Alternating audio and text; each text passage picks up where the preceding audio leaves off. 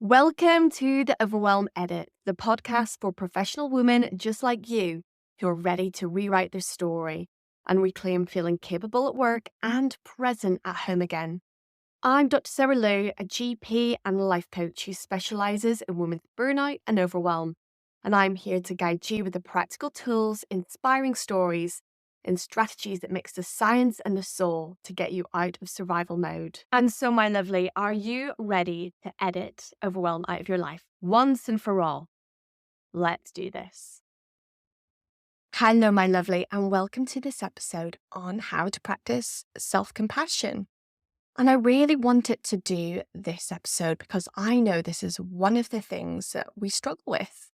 It feels so hard to know how to actually be kind to ourselves, that actually it can feel like it's a tool or an idea that just feels so far removed because where do we even begin? And so this episode, I'm going to give you a really practical strategy to actually practice self-compassion and to access the amazing, life-changing ability that it's going to give you. Because if you can be self-compassionate, just think how that's going to change your day to day, how that's going to just tap into the narrative, how that's going to help counter that inner critic, meeting it with love and compassion and understanding instead. And the good news is there's actually this practical way to do it. Sometimes when we're hearing this idea, it just feels a little bit abstract. And actually, I don't know about you, but for me and for so many of my clients, we like something that's tangible, something that we can do, something that's got a bit of a process to it. So listen on. And first of all, I just want to introduce the idea of self-worth, because one of the things I think can really jar up against this idea of doing self-compassion is that we simply don't feel that we are worth it. We simply don't feel that we should extend this kindness to ourselves because actually we should have done more, we should have tried harder, we should be better. Really remembering those narratives that we talked about in one of the past episodes.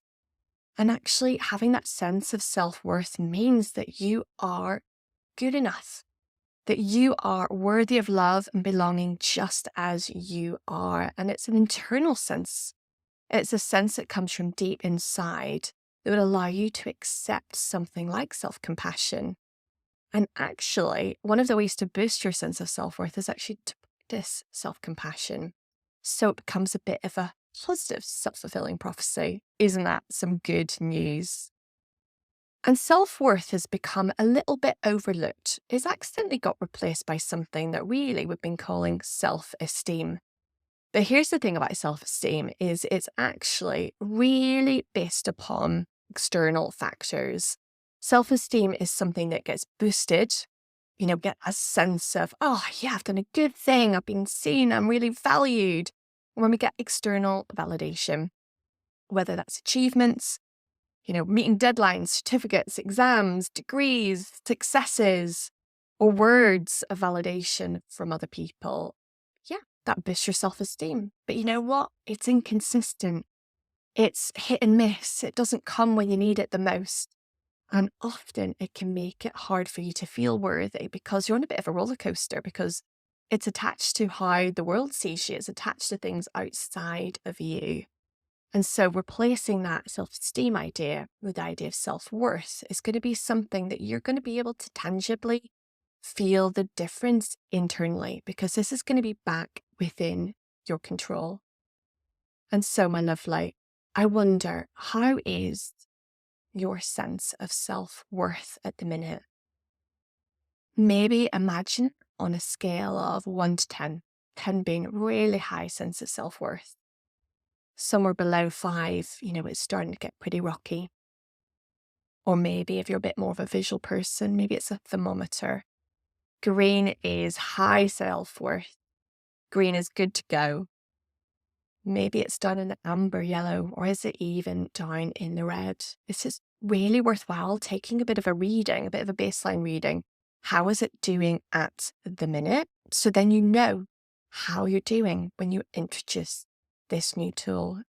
It's going to be something that's going to be so interesting to keep a record of, journal it, scribble it down on a piece of paper so you can look back on this after, a few weeks, maybe even a month of giving this a practice. Because this is the good news. There are ways to boost your self-worth. It's great news, self-esteem, which is attached to others and external things and, achievements. That's over there. That's something we fight hard to try and get. Self-worth is internal. Self-worth is something at your fingertips, and there are tools to boost it. This episode, we're going to be talking about the tool of self-compassion. That's coming up in the next couple of minutes. But I also want to introduce you to the idea of some other tools that you can do to boost your self-worth. So it can be monitoring that self-talk, really being aware of the narratives like we discussed in a past episode. Maybe it's actually setting some boundaries. That's coming soon.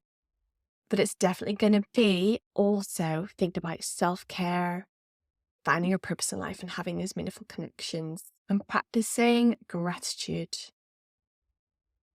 So, self-compassion, what is it all about? Well, self-compassion is a deliberate, purposeful action of extending goodwill and good feelings to yourself.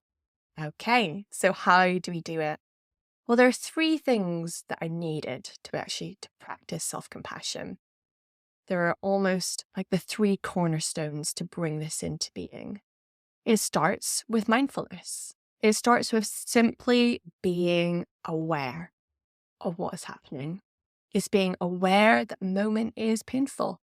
It's being aware that a moment feels difficult, that you're overwhelmed, that you're struggling. If you don't clock this, if you don't notice it, the rest of the self-compassion is not going to come. Because how are you going to know when to extend it? And so if you are mindfully able to notice, just like what we talked about before, noticing in your body and your mind and your thoughts and your emotions, notice that this moment is difficult, that this thing you're going through is hard. And then appreciate that this is part of shared human experience. This is where we introduce the idea of humanity. Because, my lovely, you are human. You are a human who tries hard and fights hard and pushes and pulls. But often the feeling of being out of control is because we try so hard to work on the outside world. And actually, outside world has difficult experiences, a shared human experiences of things being hard. And so this is not a call to surrendering to things being hard and saying, oh, it's too hard, now I'm going to give up. Of course not. This is actually about empowering you to have this difficulty, to feel this challenge, and to share in it with the knowledge that you are not alone. That this is hard because this is hard. This is hard because anyone would find this hard. That's the shared experience that I want you to tap into. And so when you acknowledge your humanity and you acknowledge that you have limitations and boundaries, because you are finite, you have finite time, finite resources, it allows you to actually open your arms and extend kindness right back into the very core of you. And that kindness, again, has to be super deliberate. I really like the phrase practicing self-compassion. When I did my yoga teacher training, the idea of practicing yoga really came into being.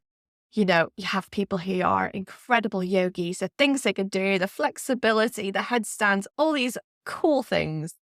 And they still say they practice. They practice. You've heard of breathwork practitioners who practice breathwork.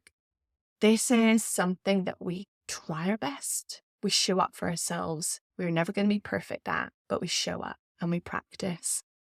And so extending self-compassion to yourself is a practice. It's an act to try again and again and again. And it's giving yourself permission to be a human. It's extending forgiveness to yourself for the past and even for the present. And it's being mindful of those emotions around you. So we're aware of that, our mindfulness, how things are for us, the fact that this is a human experience. How do we do the kindness bit?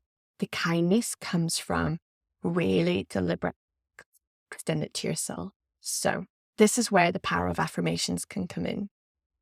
And the affirmations I want to teach you are thinking about making them as accessible as possible. Some affirmations are really strong and really powerful, but if you really feel so far removed from it in that moment, it's going to feel really hard for your nervous system to take it on board.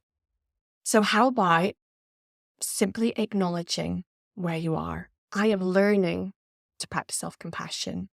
I am learning to be kind to myself. I'm learning to accept my humanity.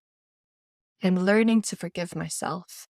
These are so much more accessible. Your nervous system can take this on board because this is right. This is happening. Yes, the other ones that are powerful and strong can be so empowering at the right time and at the right moment. But this is about allowing this to creep into your nervous system, for it to take it on board, to actually be able to lower down those stress hormones and responses, allow the parasympathetic nervous system to kick in. To do that, it needs to feel safe. And to do that, it needs to believe those words, I am learning.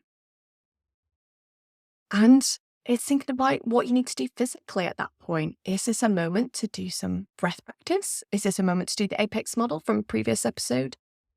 Is this a moment to do an act of physical kindness and gesture to yourself?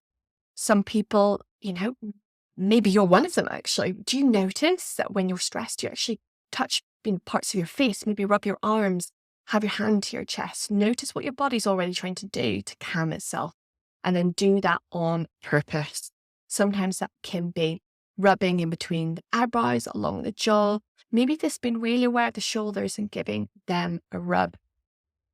But this is a deliberate act. This is just in kindness in a way that you would do to somebody else.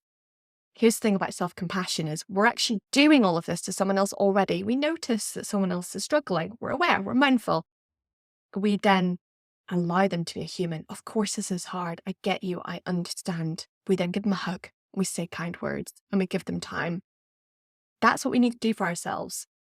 This nebulous idea of just be kind to yourself is all well and good. That this is how to actually do it. This is the process that's actually going to allow you to incorporate self-compassion into your day-to-day life, which is going to boost your self-worth. And that's going to become beautiful, self-fulfilling prophecy. And I just want to introduce this idea. It's from positive psychology that actually practicing these acts is not about rose tinting everything. This is no place for toxic positivity here.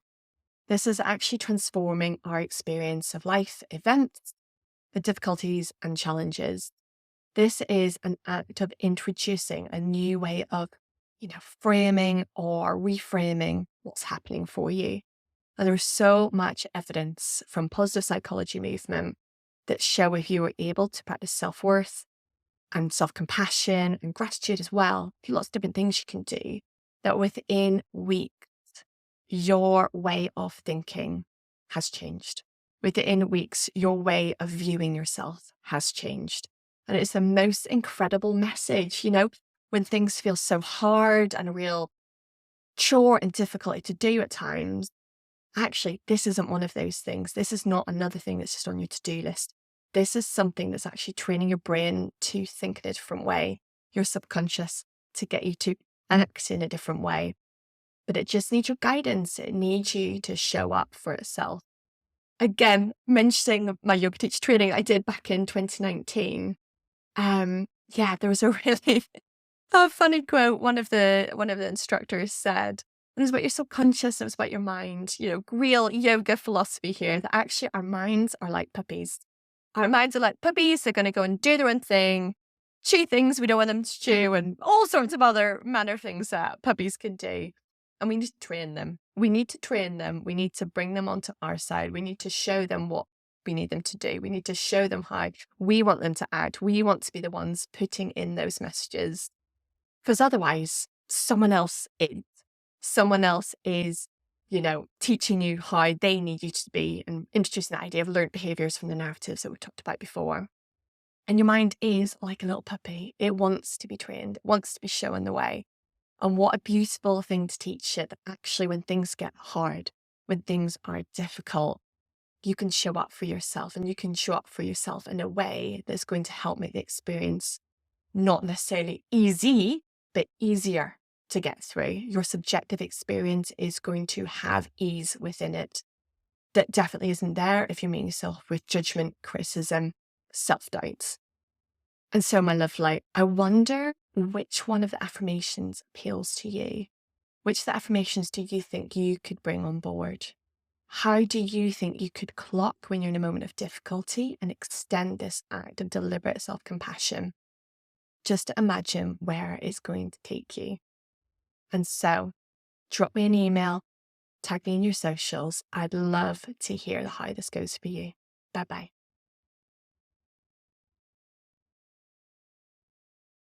Thank you so much for listening to the Overwhelm Edit. If you have enjoyed this episode, I'd be so grateful if you could take a moment to follow the podcast, leave a review, or share it with a friend who you think might need it too. Your support helps this message reach more incredible women just like you. And don't forget to connect with me over on Instagram. I'm at Dr. Sarah Lou Wiley. Find me there for more tips, tools, and conversations about beating burnout and reclaiming your life. Until next time, take care of you. You deserve it.